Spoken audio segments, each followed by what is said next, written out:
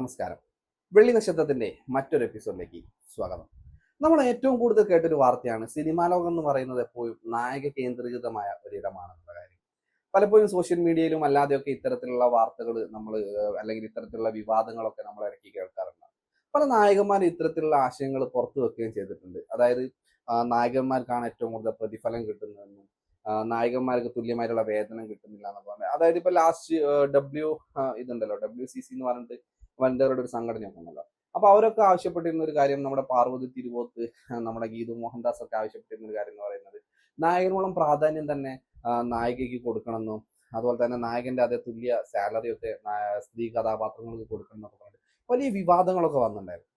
അപ്പോ എനിക്ക് ആ ഒരു സമയത്ത് ചോദിക്കാൻ തോന്നിയ വലിയൊരു ചോദ്യം ഉണ്ടായിരുന്നു. ഈ നയൻതാരയും തൃഷയ്ക്കും ഒക്കെ ഈ സിനിമാ ലോകം എങ്ങനെയാണ് വലിയൊരു മാർക്കറ്റ് നേടിക്കൊടുത്തത്? അതായത് നായകന്മാർ വാങ്ങുന്ന അതേ രീതിയിൽ തന്നെയുള്ള സാലറി, അതായത് നയൻതാര ഒരു സിനിമയ്ക്ക് വാങ്ങുന്നത് 10 കോടിയൊക്കെയാണ്. അതുപോലെ തന്നെ തൃഷയെ ഒരു സിനിമയ്ക്കൊക്കെ വാങ്ങുന്നത് 8 മുതൽ 10 കോടി വരെയുള്ള വലിയൊരു ബഡ്ജറ്റാണ് വാങ്ങുന്നത്. അപ്പൊ ഇവർക്കൊക്കെ എങ്ങനെയാണ് തുല്യമായ ഒരു പ്രാധാന്യം ലഭിക്കുന്നത്?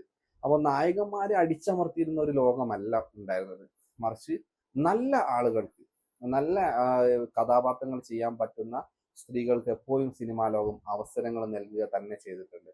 അതുകൊണ്ട് തന്നെയാണ് സിനിമാ ലോകത്തെ ലേഡി സൂപ്പർ സ്റ്റാർ ആരാണെന്നൊക്കെ ചോദിച്ചു കഴിഞ്ഞാൽ നമുക്ക് എടുത്തു പറയാൻ പറ്റുന്ന, അല്ലെങ്കിൽ നമ്മുടെ മനസ്സിലേക്ക് ആദ്യം ഓടിയെത്തുന്ന ഒരു പേര് എന്ന് പറയുന്നത് നയൻതാരയാണ്. മറ്റൊരു ലേഡി സൂപ്പർ സ്റ്റാറിനെ കുറിച്ച് പറയുകയാണെങ്കിൽ അത് തൃഷയാണ്. കാരണം ഇവർ രണ്ടുപേരും എന്താ പറയാ, നായികമാരായിട്ട് വന്നിട്ട് വലിയ വലിയ സിനിമകളൊക്കെ വിജയിപ്പിച്ചിട്ടുണ്ട്. അതായത് നായകന്മാരില്ലാത്ത ചിത്രങ്ങളിൽ ഇവര് കേന്ദ്ര കഥാപാത്രങ്ങളായിട്ട് എത്തുകയും ആ ചിത്രം വലിയ കളക്ഷൻ, അതായത് ഒരു 5 കോടിക്ക് ഒരു സിനിമ ഇറക്കി കഴിഞ്ഞാൽ, അല്ലെങ്കിൽ ഒരു 10 കോടിക്ക് ഒരു സിനിമ ഇറക്കി കഴിഞ്ഞാൽ ആ സിനിമ 100 കോടിന്റെ അടുത്തൊക്കെ കളക്ഷൻ വന്ന ഒരുപാട് സിനിമകളുണ്ട്. ഇപ്പൊ നയൻതാരേനെ എടുത്ത് പറയുകയാണെങ്കിൽ കോലമാവ് കോകില എന്ന് പറയുന്ന ചിത്രമൊക്കെ വലിയ കളക്ഷൻ നേടിയ ചിത്രങ്ങളാണ്. കാരണം അതിൻ്റെ അകത്തൊരു നായകൻ ഇല്ലാതിരുന്നിട്ട് കൂടി ആ ചിത്രം എന്ത് ചെയ്തിട്ടുണ്ട്, വലിയ രീതിയിലുള്ള കളക്ഷൻ നേടിയിട്ടുണ്ട്. അപ്പോ ഇതൊക്കെ പറഞ്ഞു വരാനുള്ള ഒരു കാരണം എന്താന്ന് വെച്ച് കഴിഞ്ഞാൽ, ഇപ്പൊ കഴിഞ്ഞ ദിവസം സോഷ്യൽ മീഡിയയിൽ ഒരു വലിയൊരു ചർച്ചയുണ്ടായിരുന്നു. നമ്മുടെ തമിഴിലെ സൂപ്പർ സ്റ്റാറുകളായ, അതായത് ലേഡി സൂപ്പർ സ്റ്റാറുകളായ തൃഷയും അതോടൊപ്പം തന്നെ നമ്മുടെ നയൻതാരയും ഒരുമിച്ചുള്ള ഒരു ഫോട്ടോ നയൻതാര സോഷ്യൽ മീഡിയയിൽ ഇട്ടിട്ടുണ്ടായിരുന്നു. അപ്പൊ ആ ഒരു ഫോട്ടോ വന്നതോട് കൂടിയിട്ട് ആ ഫോട്ടോ എടുത്തു വെച്ചിട്ട് സോഷ്യൽ മീഡിയയിൽ വലിയ രീതിയിലുള്ള ചർച്ചകളും കാര്യങ്ങളാണ് വന്നുകൊണ്ടിരിക്കുന്നത്. അതിനൊരു കാരണം എന്ന് പറയുന്നത് ഇവർ തമ്മിൽ എന്തോ വലിയ ബദ്ധശത്രുക്കളായിരുന്നു എന്നുള്ള ഒരു വാർത്ത ഇതിനു മുമ്പ് തമിഴ് സിനിമാ ലോകത്ത് പ്രചരിച്ചിരുന്നു. നയൻതാരയും തൃഷയും തമ്മിൽ തെറ്റിനാണെന്നും ഇവർ തമ്മിൽ എന്തൊക്കെയോ പ്രശ്നങ്ങൾ ഉണ്ടെന്നൊക്കെ പറഞ്ഞത്. അപ്പൊ തൃഷയോട് ഒരു ഇന്റർവ്യൂവിൽ ഇതിനെക്കുറിച്ച് സംസാരിച്ച സമയത്ത് തൃഷ പറഞ്ഞിരിക്കുന്ന കാര്യം എന്ന് പറയുന്നത്, എനിക്ക് അങ്ങനെ നയൻതാരയായിട്ട് വലിയ പ്രശ്നങ്ങളും കാര്യങ്ങളും ഒന്നുമില്ല. എനിക്ക് തോന്നുന്നു ഞങ്ങൾ ഒരേ സമയത്ത് തന്നെ സിനിമയിൽ എത്തിപ്പെട്ട ആളുകളാണ്, ഒരേ കാലഘട്ടത്തിലായിരുന്നു സിനിമയിൽ അഭിനയിച്ചിരുന്നത്. അപ്പോൾ ഒരേ നടന്മാരുടെ കൂടെ, അതായത് അന്നത്തെ സൂപ്പർ സ്റ്റാറുകളുടെ കൂടെയും അന്നത്തെ അപ്കമിങ് സ്റ്റാറുകളുടെ കൂടെയൊക്കെ ഒരേ കഥ സമയത്തായിരുന്നു ഇവർ നായികമാരായിട്ട് എത്തിയിരുന്നത്. അപ്പൊ അതുകൊണ്ട് ആളുകൾ പറഞ്ഞ് പ്രചരിപ്പിച്ച ഒരു കാര്യമാണ് ഇതെന്നായിരുന്നു തൃഷ ഒരു അഭിമുഖത്തിൽ പറഞ്ഞിരുന്നത്. എന്നാൽ നയൻതാരയോട് ഇതിനെക്കുറിച്ച് സംസാരിച്ച സമയത്ത് നയൻതാര പറഞ്ഞിരിക്കുന്ന ഒരു കാര്യം എന്ന് പറയുന്നത്, ഞങ്ങൾ തമ്മിൽ എന്തോ ഒരു ചെറിയ പ്രശ്നമുണ്ട്, പക്ഷെ ഞങ്ങൾക്ക് തമ്മിൽ നേരിട്ട് ആ പ്രശ്നത്തെ കുറിച്ച് അറിയില്ല. പക്ഷെ എവിടെയോ തൃശ്ശേന്റെ ഉള്ളിൽ ഞാനുമായിട്ടൊരു പ്രശ്നമുണ്ട്.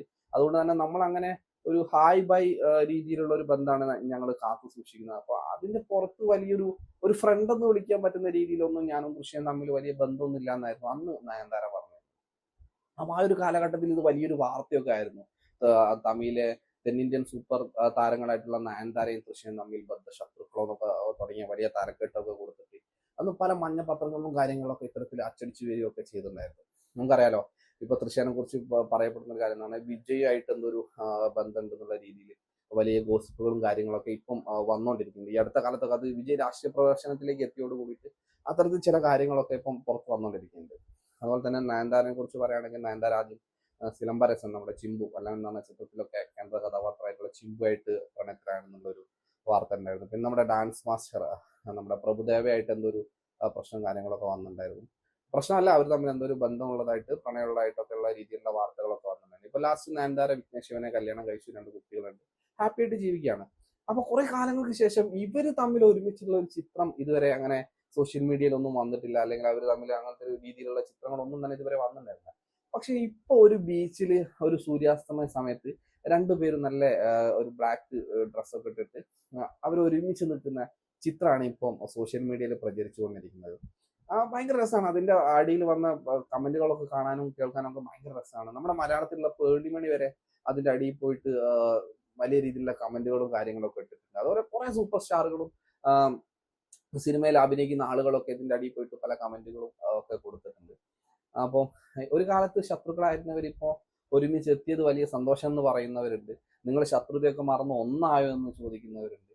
അങ്ങനെ പല രീതിയിലുള്ള ഇതൊക്കെ എങ്ങനെ കമന്റുകളൊക്കെ ഇങ്ങനെ വായിക്കാനിടയായി. അപ്പൊ സംഭവം കണ്ടപ്പോൾ ഒരു രസകരമായിട്ട് തോന്നി. നിങ്ങളോട് ഇതിനെക്കുറിച്ചൊന്ന് സംസാരിക്കണം എന്ന് തോന്നി. അങ്ങനെയാണ് ഈ ഒരു കാര്യം നിങ്ങളുടെ മുമ്പിലേക്ക് ഞാൻ കൊണ്ടുവന്നത്.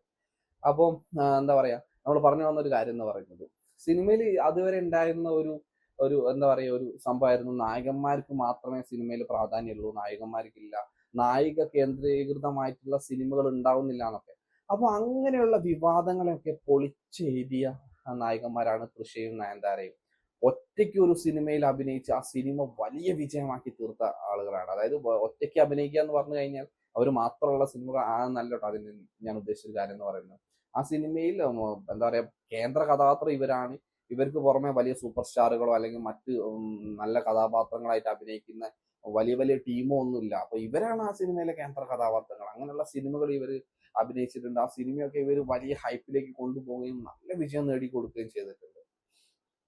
അപ്പം നമ്മൾ പറഞ്ഞു വരുന്ന കാര്യം എന്ന് പറഞ്ഞ ഇതായിരുന്നു, സിനിമ എന്ന് പറയുന്നത് എപ്പോഴും ഇങ്ങനെ ഒരു മാജിക് ആണ്. അപ്പൊ എന്ത് എപ്പോ എവിടെ സംഭവിക്കും എന്ന് പറയാൻ പറ്റില്ല. ചിലപ്പം കുറെ നല്ല വാർത്തകൾ കേൾക്കാം, ചിലപ്പം കുറെ മോശമായിട്ടുള്ള വാർത്തകൾ കേൾക്കാം.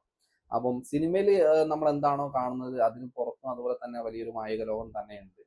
അപ്പൊ എന്തായിരുന്നാലും ഒരു കാലത്ത് ബദ്ധശത്രുക്കളായിരുന്ന നയൻതാരയും തൃഷയും ഇപ്പൊ ഒരുമിച്ച് വലിയ സൗഹൃദത്തിലാണെന്നും അവർ തമ്മിൽ പ്രശ്നങ്ങളൊന്നും ഇല്ലാന്നും കാണിക്കുന്ന രീതിയിൽ ഇപ്പൊ ഒരു ഫോട്ടോ പുറത്തു വന്നിട്ടുണ്ട്. അതിനെക്കുറിച്ചാണ് നമ്മൾ ചർച്ച ചെയ്തത്. മറ്റൊരു വിഷയമായിട്ട് മറ്റൊരു എപ്പിസോഡിൽ കാണുന്നവരെ നന്ദി, നമസ്കാരം.